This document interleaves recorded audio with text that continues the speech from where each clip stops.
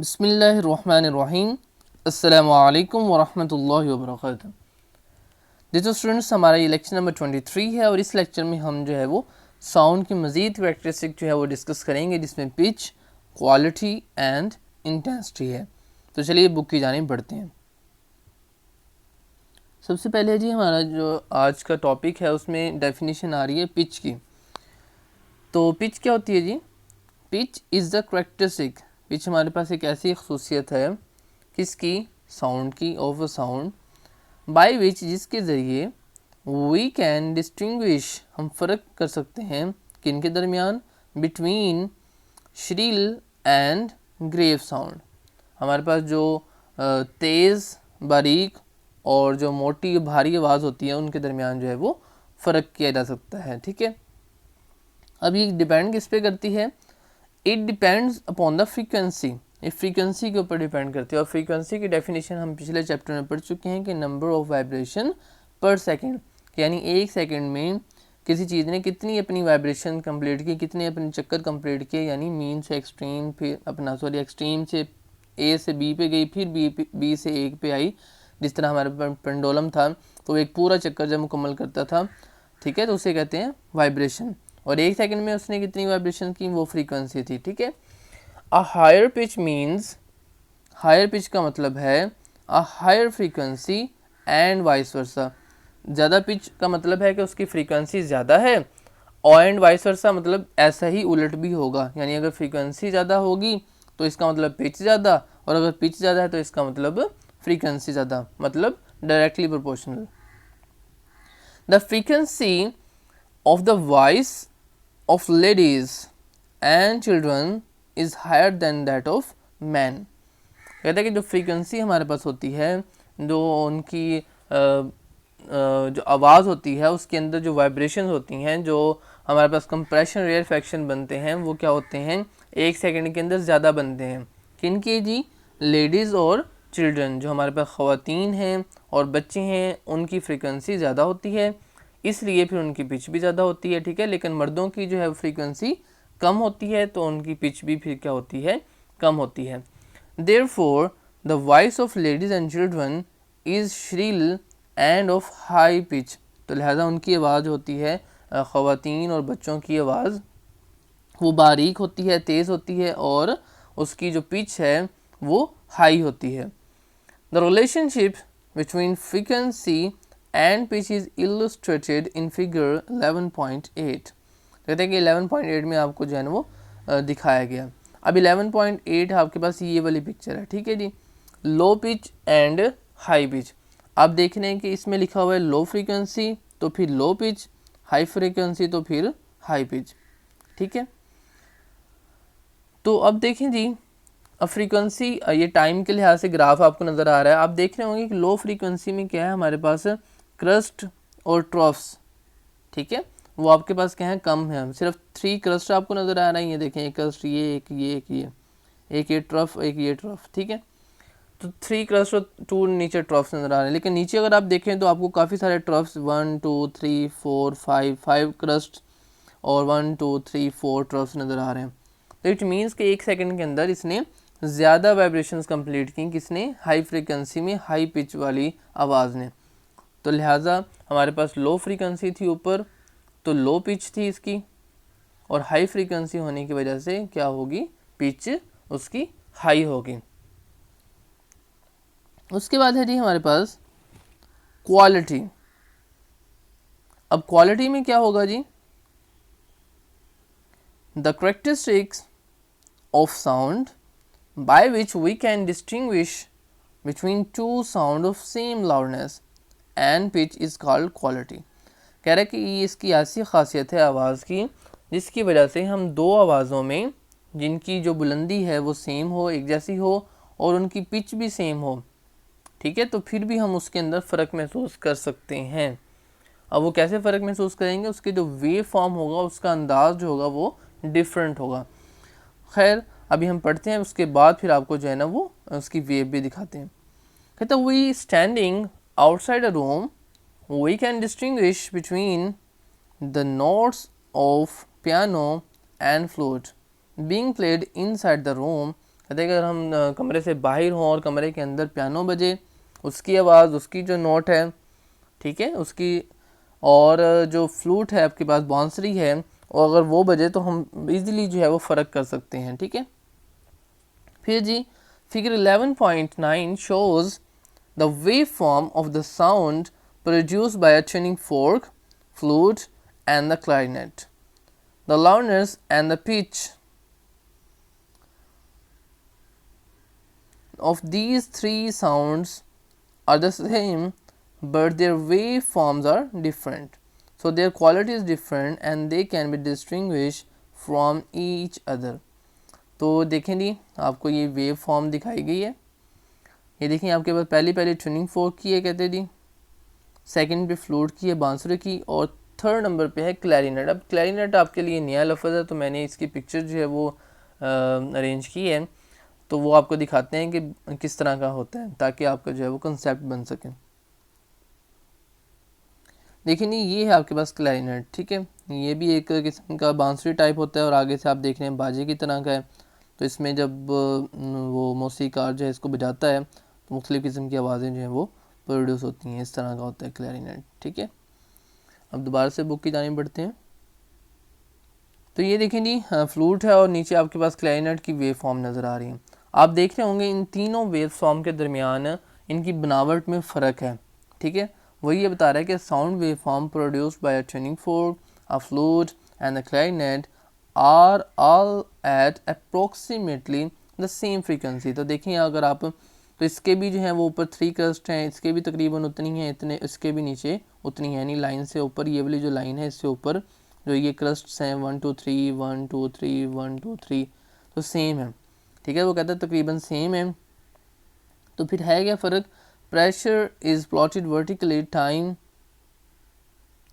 तो सेम नज़र आ रहे हैं, लेकिन इनका क्या है, हमारे फ़र्क नज़र आ रहा है कि वेव फॉर्म के दरमियान फ़र्क है। उसने यही बताया कि क्या है, but their wave forms are different, लेकिन इनके वेव फॉर्म्स जो है, उनकी वेव की जो फॉर्म है, बनावट है, वो डिफरेंट होने की वजह से हमें जो है इनके दरमियान ईज़िली जो है वो फ़र्क महसूस होता है, और क्वालिटी का हमें पता चलता है कि हमें अंदाज़ा हो जाता है कानों को इनकी वेव फॉर्म की वजह से कि हमारे पास ये किस चीज़ की आवाज़ जो है वो आ रही है।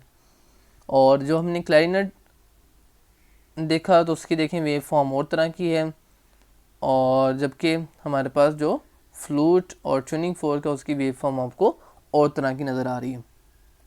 उसके बाद आ रही है हमारा नेक्स्ट इंटेंसिटी। इंटेंसिटी मीन्स शिद्दत, ठीक है। तो the sound waves transfer energy from the surrounding body to the listener.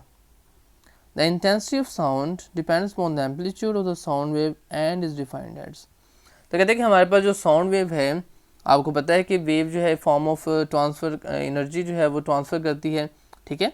तो ये साउंड वेव भी एनर्जी ट्रांसफ़र करती है कहाँ से? From the sounding body. Sounding body means जो बॉडी साउंड को प्रोड्यूस कर रही है, जो है आवाज़ पैदा कर रही है, ठीक है। टू द लिसनर, यानी जो चीज़ आवाज़ पैदा कर रही है उससे एनर्जी लेके लिसनर को, सुनने वाले को देती है, ठीक है। द इंटेंसिटी ऑफ साउंड, अब एनर्जी आप किस तरह देती है? देखें, जब हम स्पीकर बज रहे होते हैं तो हमारे जो है वो कान भी बज रहे होते हैं, यानी स्पीकर से इसका मतलब हमारे पास वेव्स निकलती हैं और हमारे कान के पर्दे को जाके वाइब्रेट करती हैं। कोई ताकत होती है तो वाइब्रेट करती है ना कान के पर्दे को, तो इसलिए एनर्जी होती है। और जैसे हम आवाज़ बहुत ज़्यादा बढ़ जाए तो हम कहते हैं बस इसे जो है ना वो बंद कर लें वरना कान का पर्दा फट जाएगा। तो इट मीन्स कि उसकी एनर्जी इतनी ज़्यादा बढ़ जाएगी कि कान के जो पर्दा है वो जब बहुत ज़ोर से एनर्जी साउंड वेव जो है उसको जाके टकराएंगी तो हमें ऐसा लगता है कि पर्दा जो है वो फट गया। वो बाज़ औक़ात फट भी जाते हैं, खुदा न खास्ता कभी कहीं धमाका हो तो धमाका तो बहुत दूर होता है और आवाज़ की वजह से करीबी काफ़ी दूर तक जो है वो बिल्डिंग्स के शीशे जो हैं वो साउंड एनर्जी की वजह से टूट जाते हैं और कानों के पर्दे भी जो हैं वो फट जाते हैं। खैर अल्लाह पाक महफूज रखे जी। तो उसके बाद है जी, आपने इसकी डेफिनेशन बता रहा है कि the intensity of sound depend upon the amplitude of the sound wave and is defined as. तो इंटेंसिटी ऑफ साउंड किस पे डिपेंड करती है? एम्पलीट्यूड पे। और एम्पलीट्यूड क्या है? आपके पास एम्पलीट्यूड मीन्स है कि आपके पास एक तरफ का मीन पोजीशन से एक्सट्रीम पोजीशन तक का जो डिस्टेंस है वो आपके पास एम्पलीट्यूड होता है, ठीक है, कि कितना जो है वो एम्पलीट्यूड है। Sound energy passing per second through unit area held perpendicularly to the direction of propagation of sound wave is called intensity of sound. अब ये तो डेफिनेशन है कि दी साउंड एनर्जी यानी कि जो साउंड की एनर्जी हो रही है, पास हो रही है, गुजर रही है किधर से, पर सेकंड, एक सेकंड में से। अब किस में से गुजारनी है भाई, थ्रू अ यूनिट एरिया। जब यूनिट एरिया या यूनिट का लफ्ज़ आता है तो इट मीन्स कि आपने जो उसकी लेंथ्स होती हैं, विड्थ होती हैं, उनको 1 रखना है, ठीक है, क्योंकि अब जब भी हम 1 को 1 से मल्टीप्लाई करें तो आंसर 1 आएगा, तो लिहाजा इट मीन्स कि आपके पास उसकी जो भी रख लें आप यूनिट, लेकिन होना 1 चाहिए। अब देखें 1 मीटर, 1 सेंटीमीटर, 1 किलोमीटर, तो अब यूनिट एरिया है तो 1 मीटर को 1 मीटर से मल्टीप्लाई करेंगे, लंबाई ज़रब चौड़ाई 1 मीटर होगी, तो हमारे पास क्या बन जाएगा, 1 मीटर स्क्वायर। हेल्ड प्रीपेंडिकुलर मींस कि हमारे पास जब साउंड की वेव जो जा रही हैं, फ़र्ज़ करें साउंड की वेव हमारे पास इस तरह से जा रही हैं, तो हमने जो अपना जो एरिया है वो किस तरह से रखना है, इसके दरमियान ऐसे प्रीपेंडिकुलर रखना है, ठीक है। अभी ये मैंने 3 डायमेंशनल बनाने की कोशिश की है, तो अभी मैं आपको इसकी पिक्चर दिखाता हूँ ताकि आपको मज़ीद इसका जो है वो क्लियर हो कि किस तरह से हमारे पास इसकी डेफिनेशन है। ये देखेंगे ये आपको परपेंडिकुलर जो है वो दिखाए गए हैं, ठीक है, तो इस तरह से आपके पास जो है वो एरिया हो सकता है। तो उसमें से ये देखें आपको जो एक तीर दिखाया गया है, तो इसमें क्या है, साउंड जो है वो इस तरह से होगी और उसके दरमियान जो एरिया होगा वो आपके पास इस तरह से प्लेस किया जाएगा, ठीक है। तो लिखा भी हुआ है कि साउंड ब्राइटनेस और loudness depends upon the power of the source and the area of the receiver. तो ये खैर आपको जस्ट समझाना था कि किस तरह से एरिया जो है वो रखा जाएगा। मज़ीद हम बुक पे पढ़ते हैं। तो क्या हुआ जी, साउंड एनर्जी, साउंड की एनर्जी जो एक सेकेंड में गुजर रही है एक यूनिट एरिया में से, ठीक। तो अब यूनिट एरिया रखना किस तरह है, जैसे मैंने आपको बताया कि साउंड वेव्स अगर ऐसे जा रही हैं तो आपने यूनिट एरिया उसके सामने परपेंडिकुलर जो है वो रख देना है, ठीक है। तो जैसे अभी मैंने पिक्चर में भी आपको दिखाया था, तो जिस तरह उसमें जो एरो था और उसके सामने एरिया जो है वो पड़ा हुआ था। तो to the direction of propagation of sound wave is called intensity of sound. तो इंटेंसिटी ऑफ साउंड इसे कहते हैं कि उस एरिया में से कितनी जो है वो पास हुई हैं एक सेकंड में, ठीक है। फ़र्ज़ करें ये वेव है, ठीक है, अब एक तो इधर से चली गई, एक इधर से चली गई, तो एक जो है इसके अंदर से जा रही है, तो हम देखेंगे एक सेकंड में इसके अंदर से कितनी जो है वो वेव्स गुजरी हैं, एक गुजरी है, 2 गुजरी हैं, 3 गुजरी हैं, इस तरह से, ठीक है।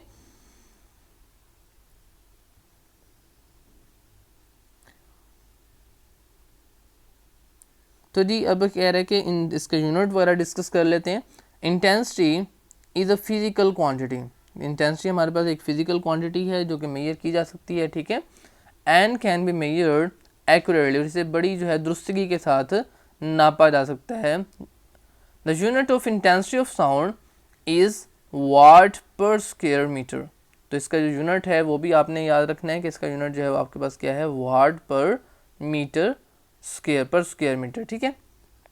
अब हमारे पास कुछ क्वेश्चन हैं वो डिस्कस कर लेते हैं। कह रहे हैं कि why the voice of women is more shrill than that of man.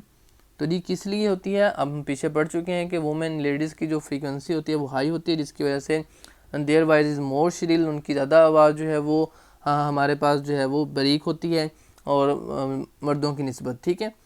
Which property of sound wave determine its loudness and pitch. कहते हैं कि कौन कौन सी खसूसियात हैं जो लाउडनेस को डिस्क्राइब करती हैं और पिच को, ठीक है। तो जो हमारे पास एम्पलीट्यूड है वो करता है लाउडनेस को। कैसे करते हैं अभी हम देखेंगे, ये हमें पढ़ के हटे हैं कि amplitude of sound wave is defined as, ठीक है, intensity of sound, the intensity of sound depends upon the amplitude. तो लाउडनेस जो है वो डिपेंड करती है एम्पलीट्यूड के ऊपर कि कितनी उसके अंदर एम्पलीट्यूड है, ठीक है। और जो पिच है हमारे पास वो करती है हमारे पास फ्रीक्वेंसी के ऊपर। पीछे हम पढ़ चुके हैं कि फ्रीक्वेंसी ज़्यादा होगी तो पिच ज़्यादा होगी, फ्रीक्वेंसी कम होगी तो पिच उसकी कम होगी।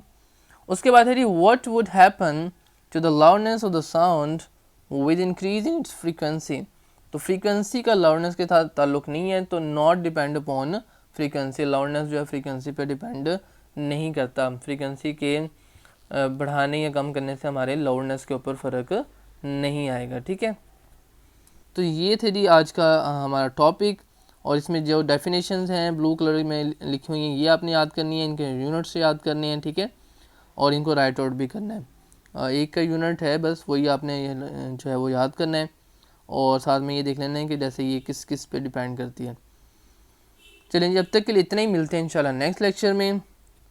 दुआ में याद रखिएगा। अल्लाह हाफिज़। अस्सलामु अलैकुम व रहमतुल्लाहि व बरकातुहू।